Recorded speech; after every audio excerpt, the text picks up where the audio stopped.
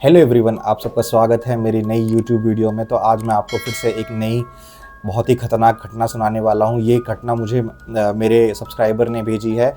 मेरे बहुत ही कम सब्सक्राइबर है, बट उनमें से एक ने मुझे ये घटना भेजी और इस कहानी को सुनने के बाद, जो उनके साथ सच में बीती, उसको सुनने के बाद मुझे ये लगा कि मुझे ये आप सब तक ज़रूर लेके आनी चाहिए। तो आप इस पूरी स्टोरी को अच्छे से सुनना और आप खुद उसके बाद समझेंगे कि जो प्रीति जिन्होंने मुझे ये कहानी भेजी है, उनकी कहानी को सुनने के बाद आप खुद सोचेंगे कि क्या किसी के साथ इतना बुरा हो सकता है। तो प्रीति थी अमृतसर की रहने वाली। प्रीति अमृतसर की रहने वाली थी। 12th में बहुत अच्छे नंबर लेके आई और उसके बाद उसका मन था कि उसको अपनी ग्रेजुएशन करने के लिए चंडीगढ़ यूनिवर्सिटी में जाना चाहिए। चंडीगढ़ में काफ़ी सारी यूनिवर्सिटी है, तो मैं आपको नाम नहीं बताऊंगा किस यूनिवर्सिटी में जाने के लिए उन्होंने ट्राई किया। तो वो चंडीगढ़ यूनिवर्सिटी में उन्होंने अपने एडमिशन ले लिया। अपने पापा के साथ गई और उन्होंने एडमिशन ले लिया। क्योंकि प्रीति अमृतसर से थी तो उनके लिए डेली अप डाउन करना वहाँ पॉसिबल नहीं था। तो उन्होंने डिसाइड किया कि वो चंडीगढ़ यूनिवर्सिटी के वहीं किसी हॉस्टल में रहेंगी और वहीं से वो अपनी स्टडी को आगे कंप्लीट करेंगी। तो उनके पिताजी जो उनके साथ आए थे, उन्होंने उनका पूरा सेटअप कराया और उनको एक अच्छा सा हॉस्टल जो कि कॉलेज के द्वारा ही प्रोवाइड किया गया था। मैं उस हॉस्टल और कॉलेज का नाम नहीं लूँगा यहाँ पे गाइस, ताकि कुछ प्रॉब्लम ना हो, मुझे भी कुछ इशू ना हो और उनको भी कोई इशू ना आए। तो कहानी को आगे बढ़ाते हैं। तो उसके बाद क्या हुआ, वो अपने हॉस्टल में चली गई। अब हॉस्टल में जाने के बाद जब वो गई तो वो 2 बेड शेयरिंग रूम था। तो प्रीति के साथ उनकी रूममेट थी स्नेहा। तो स्नेहा मिली। स्नेहा बिहार से आई हुई थी, वो भी बाहर से आई थी और वो भी वहीं रह रही थी। तो इस तरह से उन्होंने वहाँ पे अपना एडमिशन ले लिया और अच्छा खासा उनका टाइम स्पेंड होने लगा। इस तरह से उनके 1-2 महीने चले गए। उनके साथ कुछ भी ऐसी भूतिया एक्टिविटी या कुछ भी अभी तक नहीं हुई थी। तो कुछ टाइम के बाद जब प्रीति एक दिन आ रही थी तो प्रीति अपने कॉलेज पहुंची तो प्रीति ने देखा कि जो उनका बेसमेंट है, बेसमेंट के जो नीचे वहाँ पे सिक्योरिटी गार्ड हमेशा खड़ी रहती है, फीमेल सिक्योरिटी गार्ड हमेशा खड़ी रहती है। तो उन्होंने सवाल किया सिक्योरिटी गार्ड से कि मैम ऐसा बेसमेंट में क्या है कि आप हमेशा यहाँ खड़े रहते हैं और आप ऐसा क्या है यहाँ पे। तो उस जो फीमेल थी वहाँ पे सिक्योरिटी गार्ड, उन्होंने ज़्यादा तो कुछ नहीं बताया। उन्होंने बोला कि आप ये कॉलेज वालों ने, कॉलेज की जो एडमिनिस्ट्रेटिव डिपार्टमेंट है, उन्होंने मेरी ड्यूटी यहाँ पे लगा रखी है और मुझे यहाँ रहना होता है और मुझे सिंपल सा मेरे लिए ये रूल है कि मुझे नीचे किसी को भी जाने नहीं देना है। अब प्रीति के दिमाग में जो थी क्यूरियोसिटी आ गई कि ऐसा क्या है यहाँ पे कि ये जाने से, यहाँ पे जाना मतलब जाने के लिए रोक रहे हैं। तो प्रीति ऊपर गई। प्रीति ने जाके ये बात स्नेहा को बताई।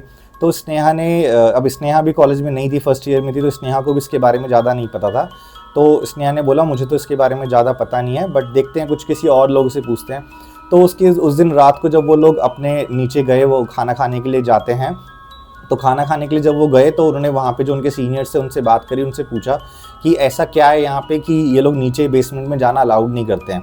जब वो मेस में गए थे तब उन्होंने ये सवाल किया अपने सीनियर से। तो उनके सीनियर ने उनको जो कहानी सुनाई उस पर उनको भरोसा तो नहीं हुआ पूरी तरह से। तो उन्होंने बताया कि जो इससे पहले यहाँ की वार्डन थी, उस वार्डन का किसी ने रेप कर दिया था बेसमेंट में, और रेप करने के बाद अगले 2 दिन तक वो गायब रही। उसके बाद जब नीचे से कुछ बदबू आने लगी डेड बॉडी की और जब नीचे जाके चेक किया गया तो वो वार्डन की लाश वहाँ से मिली, बुरी तरह मतलब बुरी हालत थी उनकी। तो उसके बाद वार्डन को जो भी था उनके आगे प्रोसेस किया गया। और उसके अलावा जब से वहाँ पे ये घटना हुई थी, उसके अलावा जब भी कोई बेसमेंट में नीचे जाता था तो या तो वो बहुत बुरी तरह बीमार पड़ जाता था, या वो यूनिवर्सिटी को छोड़ के भाग जाता था, या फिर उसके साथ ये घटना होती थी कि या तो उसकी डेथ तक भी हो जाती थी। इस चीज़ में ऐसा होता था। तो अब इसके बाद क्या हुआ कि उसको वहाँ पे उन्होंने कॉलेज जो एडमिनिस्ट्रेटिव डिपार्टमेंट था, उन्होंने वहाँ पे परमानेंट एक सिक्योरिटी गार्ड को लगा दिया और सिक्योरिटी गार्ड को लगाने के बाद उसको एरिया को ब्लॉक कर दिया गया। तो अभी तक यही था नॉर्मल कि भाई नीचे जाना अलाउड नहीं है। ऐसा ही प्रीति ने भी किया। प्रीति ने सोचा कि चलो ठीक है, मुझे क्या लेना। अब इस तरह से उनका चलता रहा सब कुछ। तो प्रीति का फर्स्ट सेमेस्टर जो था वो कंप्लीट हो गया और जिस दिन प्रीति का रिजल्ट आया, प्रीति बहुत अच्छे मार्क्स से पास हुई। प्रीति ने जाके सारी बात स्नेहा को बताई कि मैं ऐसे मेरे बहुत अच्छे मार्क्स हैं। स्नेहा ने भी अपना चेक किया, वो भी बहुत अच्छे मार्क्स से पास हुई थी। तो दोनों बहुत खुश थी। अब उनके कॉलेज की छुट्टियां पड़ने वाली थी क्योंकि फर्स्ट ईयर के सेमेस्टर एग्जाम्स खत्म हो चुके थे। दोनों को अपने घर जाना था। तो दोनों ने सोचा कि आज रात को हम थोड़ा एंजॉय करते हैं, थोड़े मजे करते हैं, क्योंकि अब तो क्योंकि एग्जाम का प्रेशर भी खत्म हो चुका है, क्यों ना थोड़ा एंजॉय किया जाए। तो यही हुआ। रात को दोनों ने थोड़ा सा पार्टी वार्टी करी, लाउड म्यूजिक बजाया और काफ़ी एंजॉय किया। ऐसे करते करते उनको लगभग रात के 1 या 1:30 बज चुके थे। अब 1 या 1:30 बजने तक, अब यूजुअली जो था कि जो प्रीति थी वो भी रात को अगर पढ़ाई भी करती थी तो वो हार्डली 12 साढ़े 12 बजे तक सो जाया करती थी। बट उस रात को वो 1:30-2 बजे तक जाग रहे थे और प्रीति को नींद भी नहीं आ रही थी, क्योंकि प्रीति बहुत ज़्यादा खुश थी कि उसके सेमेस्टर एग्जाम में इतने अच्छे नंबर आए हैं। तो इसी खुशी में प्रीति को नींद ही नहीं आ रही थी और स्नेहा और वो दोनों लाइट ऑफ करके अपने रूम में सो गए। अब जो इनका, मैं आपको थोड़ा सा बताया था, जो इनका हॉस्टल का जो रूम था ना, उसकी जो विंडो थी उस पर कोई लोहे के सरिया नहीं लगे हुए थे, मतलब वो ओपन विंडो थी, अगर आप नीचे देखोगे तो आपको दिख जाएगा, ऐसा वाला सीन था। तो उसके बाद क्या हुआ, रात के लगभग 2-2:30 बज गए थे, प्रीति बेड पे लेटी हुई थी और प्रीति को नींद नहीं आ रही थी। तो प्रीति ने थोड़ी देर में महसूस किया कि उसके रूम में बहुत गंदी बदबू आ रही है, जैसे कोई मरा हुआ चूहा रूम में पड़ा हुआ हो, या आप ये मान सकते हैं किसी डेड बॉडी को अगर आप 10-15 दिन तक रख दो तो इस तरह की जो स्मेल आती है, वही स्मेल प्रीति को भी एहसास हो रहा था। अब ये चीज़ प्रीति ने नोटिस करी। प्रीति जब अपनी बॉडी को हिलाने लगी तो प्रीति को लगा कि जैसे वो अपनी बॉडी की मूवमेंट ही नहीं कर पा रही है। प्रीति बहुत ज़्यादा शॉक हो गई, उसको अपनी बॉडी पे कोई भी कंट्रोल नहीं था, वो बस अपनी आंखों से मूवमेंट कर पा रही थी और अपनी गर्दन को थोड़ा बहुत हिला पा रही थी। अब ऐसा ही हुआ, प्रीति ने थोड़ा गर्दन को इधर उधर हिलाया तो प्रीति का जो बेड था उससे विंडो सामने साफ दिखती थी, और जो स्नेहा का बेड था वो विंडो की साइड पे था, जहाँ स्नेहा को विंडो नहीं दिखती थी। तो ऐसा वाला सीन था उनका। तो प्रीति ने क्या किया, प्रीति ने जब इधर उधर देखा पूरे रूम में एक तो अंधेरा था तो क्लियर सब कुछ दिख नहीं रहा था, तो प्रीति ने विंडो की साइड देखा और प्रीति ने वहाँ नोटिस किया कि वहाँ पे एक औरत खड़ी है। और उस औरत को देख के प्रीति बुरी तरह डर गई, क्योंकि वो औरत की एक तो वो उनका जो रूम था वो 3rd फ्लोर पे था, ठीक है। 3rd फ्लोर तक किसी का ऊपर तक आ जाना चढ़ जाना वो नामुमकिन है, और विंडो से देखना, विंडो से वो अंदर झांक रही थी। और जब प्रीति ने उसके बारे में मुझे बताया, उसका जो हुलिया था वो मैं बताता हूँ। वो औरत, वो बताती है, हरी साड़ी उस औरत ने पहनी थी, उसके बाल पूरे आगे से फैले हुए थे, उसकी आंखें नहीं थी, आंखों की जगह पूरा काला छेद हो रखा था। उस औरत की शक्ल बिल्कुल काली थी, बढ़े हुए नखून, और उसके अंदर से ऐसी बदबू आ रही थी मान लो वो किसी गटर से निकल के आई हो, या उसके शरीर सड़ रखा हो। वो औरत बहुत देर तक देखती रही और अंदर देख के क्रीपी सी स्माइल उसने प्रीति की तरफ की। उसको पता था प्रीति उसे देख रही है, और प्रीति बहुत ज़्यादा जान लगा के चिल्लाना चाहती थी, बट प्रीति के मुंह से कोई भी आवाज़ नहीं निकल रही थी। अब वो औरत धीरे धीरे करके उस विंडो से उनके रूम में आती है, और वो औरत जब चल रही थी वो ठपाक ठपाक ठपाक करके चल रही थी, मतलब वो पैरों को उठा नहीं रही थी, पैरों को घसीट के आगे की तरफ बढ़ रही थी।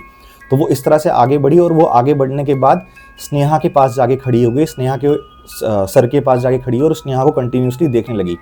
और प्रीति की यह हालत देखकर प्रीति बुरी तरह कांप रही थी, पर प्रीति कुछ भी मूवमेंट नहीं कर पा रही थी।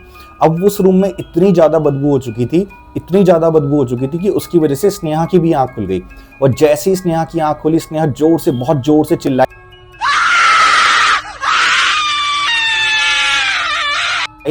और चिल्लाने के बाद जैसी स्नेहा चिल्लाई, वो औरत वहां से भागी और सीधा खिड़की से जंप कर गई, खिड़की से कूद के चली गई। अब 3 फ्लोर से अगर कोई जंप करेगा नीचे तो ऑब्वियसली उसके हाथ पैर टूट जाएंगे, लेकिन वो औरत नीचे थी ही नहीं जब उन्होंने देखा। तो जब वो प्रीति, अब जैसी वो औरत कूद गई तो प्रीति की बॉडी ने भी मूवमेंट करना स्टार्ट कर दिया। प्रीति ने नीचे की साइड में जाके, मतलब विंडो से देखा, नीचे कुछ नहीं था। स्नेहा ने भी देखा। उन दोनों की डर के बुरी हालत हो गई।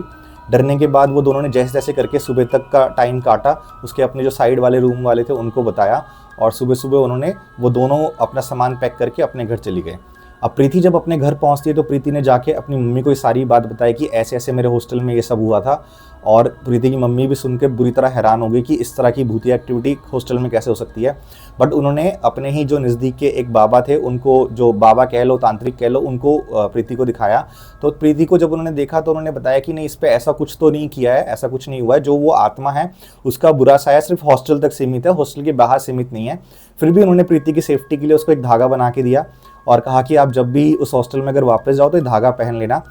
और उसके बाद प्रीति वहाँ से वापस आ गई, अपने घर आ गई। पर प्रीति की मम्मी पापा ने उसकी सारी कहानी सुनने के बाद उसे वापस हॉस्टल जाना अलाउड नहीं किया।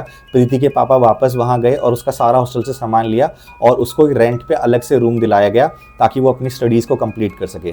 तो प्रीति की ये कहानी जब मैंने सुनी तो मुझे खुद लगा कि अगर आप कहीं पे भी रूम लेके रह रहे हैं, आप किसी भी हॉस्टल में जा रहे हैं, तो आप थोड़ा सा उसके बारे में पता करें, क्योंकि क्या पता आपके साथ कौन सी घटना, कौन सी बुरी आत्मा आपका वहाँ इंतज़ार कर रही हो। तो गाइस, आप ध्यान रखना इस चीज़ का। तो अगर किसी के साथ भी उसकी लाइफ में कोई भी हॉरर एक्टिविटी हुई है, कुछ भी हॉरर इंसिडेंट उसकी लाइफ में हुआ है, तो वो मुझे मेरे व्हाट्सएप पे मुझे अपनी ऑडियो रिकॉर्ड करके भेज सकता है और मैं उसको डेफिनेटली अपने चैनल पे लेके आऊँगा। मैं उसके बारे में वीडियो बना के डेफिनेटली लेके आऊँगा। तो मुझे आप सबका सपोर्ट चाहिए, तो आप जितना मुझे सपोर्ट कर सकते हो तो सपोर्ट कीजिए, मेरे चैनल को सब्सक्राइब कीजिए, इस वीडियो को लाइक कीजिए और अपने फ्रेंड और फैमिली को रिकमेंड कीजिए। Thank you so much guys.